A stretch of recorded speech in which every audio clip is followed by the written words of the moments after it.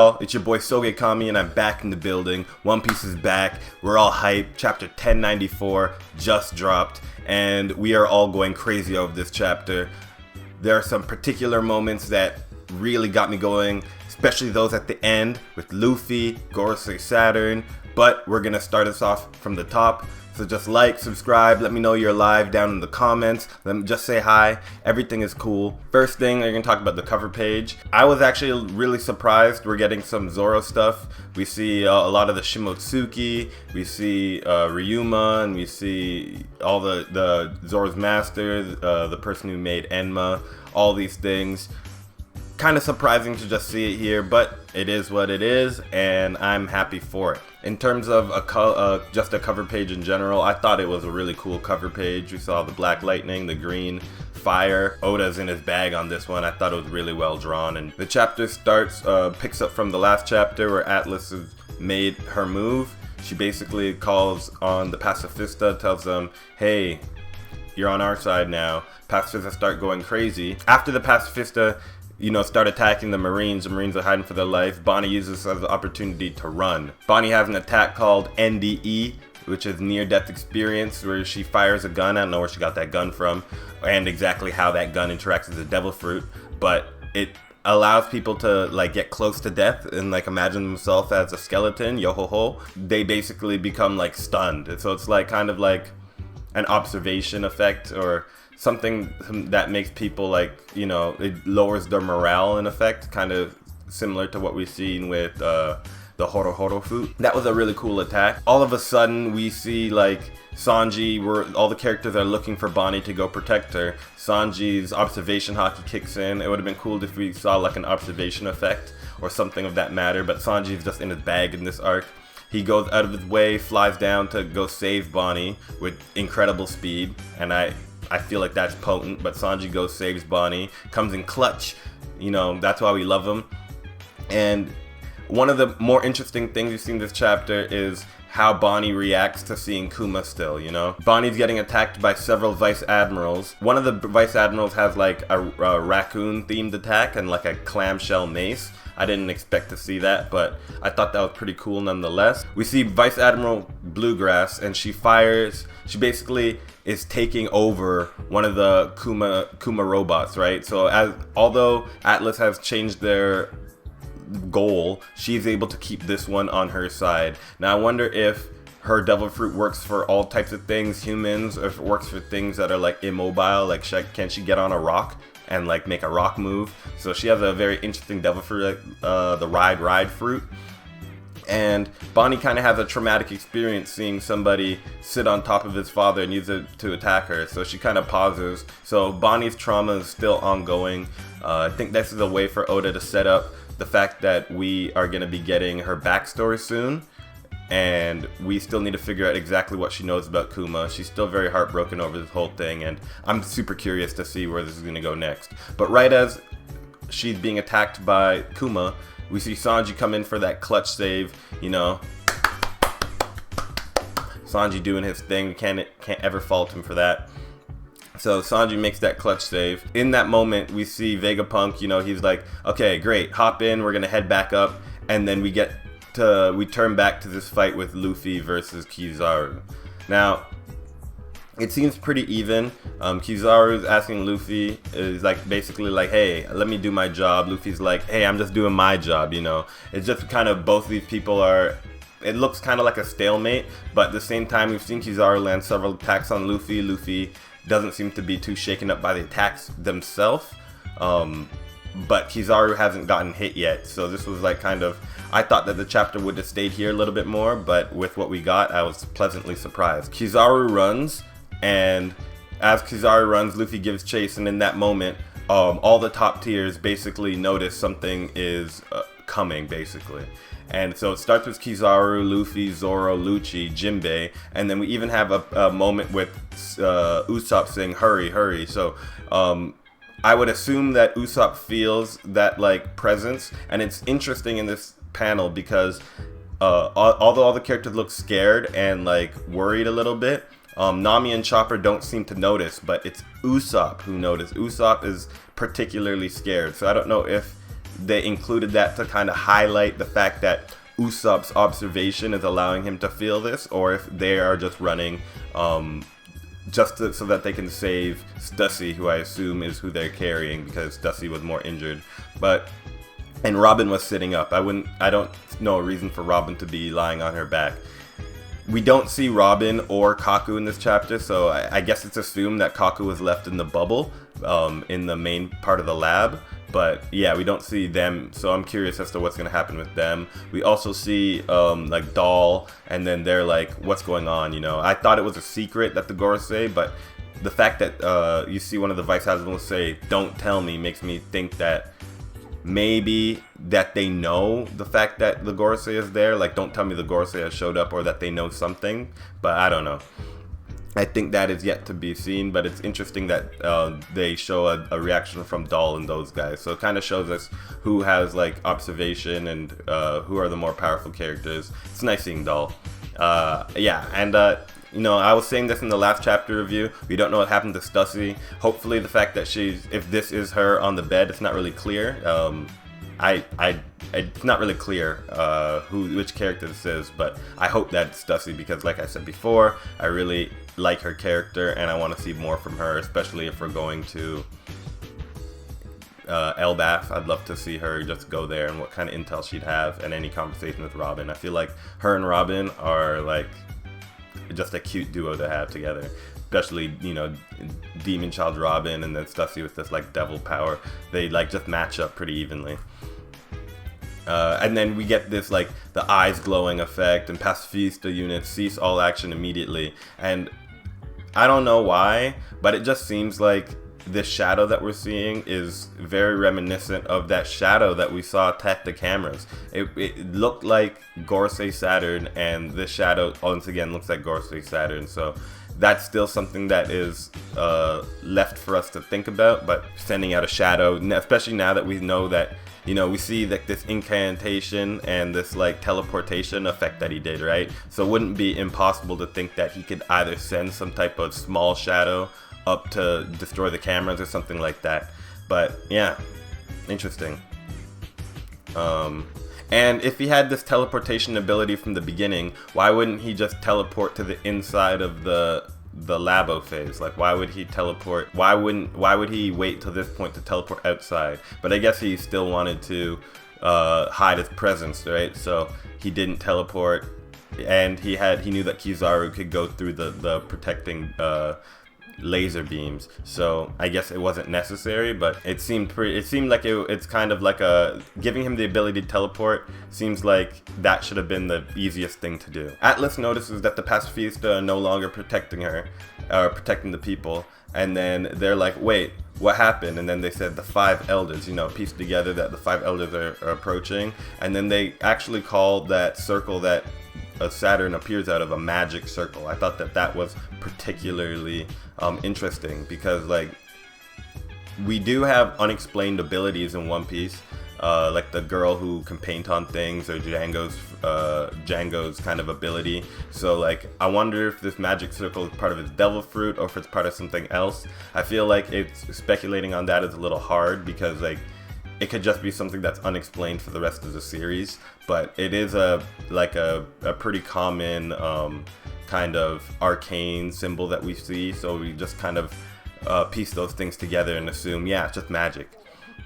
And then, you know, as the Vegapunks and that team are riding up the clouds to get away, we see that the Gorosei Saturn appear, and Kizaru uses a laser beam, and he's like, boop, and he, you know, kind of like stops Vegapunk in his tracks with that. So we see Saturn appear in all of his might. You know, his first words after appearing is, I almost can't remember the last time I came to the surface. It's interesting that Saturn says that because, like, I am curious about the last time there was a reason for him to came to the surface, because it implied he's been there before. What do you mean by that? What did you do last time? This also kind of implies that he's been where he is for a long time. It could be that, you know, the theory about them being immortal or living from the Void Century, that seems a lot more common now. After that line, we see Kizaru. Luffy is following him, and Luffy powers up to give Kizaru a knuckle sandwich, right?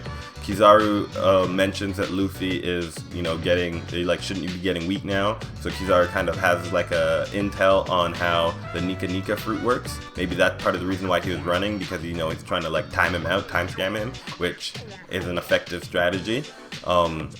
Kizaru tries to fire something at Luffy, and Luffy literally spins around it and then clocks him. And I love this part because he hits him with a move that he titles White Star Gun, and that's kind of like a callback to his fight with Kaido, because in that fight he asked Kaido, he's like, what should I name this attack? Gamu Gamu no, Gamu Gamu no. So like that was like something that, yay, he finally actually was able to name that attack. So now we know that attack is called White Star Gun. I thought it was a pretty amazing, pretty rad attack.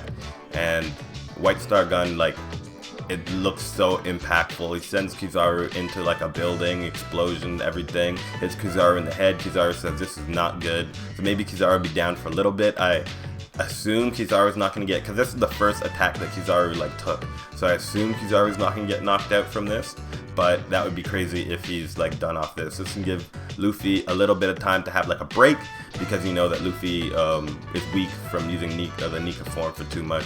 And hopefully we can start talking about ways that Luffy can have a little endurance in this form, because he's not, this form, although it's cool, like I feel like Luffy should have been using stronger attacks from the beginning, because he hasn't really been able to especially if he has such a drawback, he should be able to deal more damage earlier on versus how he was using this fight before. And another thing I find interesting is like when he hits him, you see like these stars kind of appear out of his head. So I wonder what that means, if that's like a reference, because like since the Gorosei started showing up, we're getting a lot of space references and stuff. So like the stars look physical. We see two of them appear from the first part of the punch, and then when we see Kizaru in the second part, like his face, you see another star there. So I wonder if that's just like goofy dizzy effect thing, like the stars above your head, Street Fighter type thing, or if that's like to indicate something in general. But I can definitely say this is a Conqueror's Haki attack. We see those black streaks of lightning, we see the armament Haki on the fist. So Luffy is finally like taking this a little more seriously, I think, at least with that attack. And then as Luffy falls, he has a really goofy face falling down, and he's like, wow, I'm at my limit. So that was interesting. And then we actually see Gorosei Saturn react saying Nika.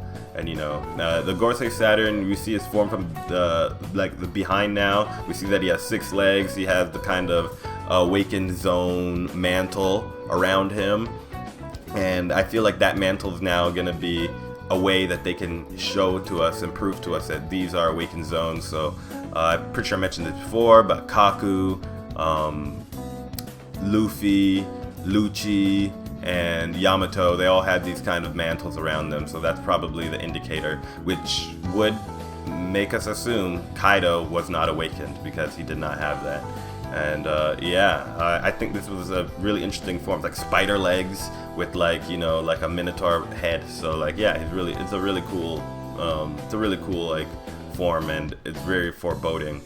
And then we get that last kind of like big panel with all the basically all the Vegapunks on the ground. Everyone is kind of just like beneath the Gorosei Saturn. Gorosei Saturn, before this, he made an order for people not to look at him, and he blew up somebody's head, which surprised the hell out of me, because I mean, damn, that's your own teammate. But we see that other people are looking at Gorosei Saturn and their heads aren't blowing up. So like, I wonder if it's just gonna be a kind of something that he does to like fodder, but I don't expect any of like the main characters or any character with a name to actually be susceptible to an attack like that. So it's hard. I wouldn't be able to scale that in any way. It's just kind of like, maybe it's like a Conqueror's Haki feat type thing, but I don't expect any of the stronger characters. Like, you never see, no matter how much Conqueror's Haki we see in the series, we never see like Chopper pass out, or like Usopp pass out, or Nami pass out. It's always just characters who are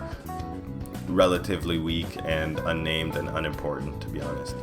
And I really like that Franky came down with Vegapunk, because Franky has always had this tie to Kuma. So like with all this stuff with the Pacifista happening and with Kuma potentially being on the way, I would love for Franky to be able to kind of close that loop on his connection with Kuma.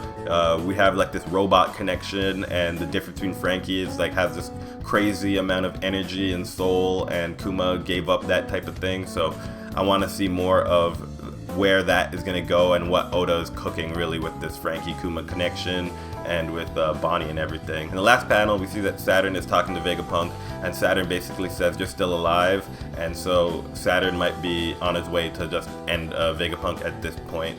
Saturn obviously knew that he would be necessary in some way, maybe with the Pacifista to, like, you know, help out the situation. And so we see that in the last kind of phase, Bonnie, she is having some type of memories, you know, and she maybe was something that she learned in the flashback, maybe about Kuma's enslavement that was like tied to the Gorosei. I'm under the impression that Kuma was a slave from God Valley, and maybe that's why Kuma is so targeted and, you know, the way he is, but that could be related to why Bonnie has this particular hatred for the Gorosei, and she was one of the people who, you know, told Zoro, you know, you can't attack a celestial dragon, but then here she is like picking up a sword off the ground.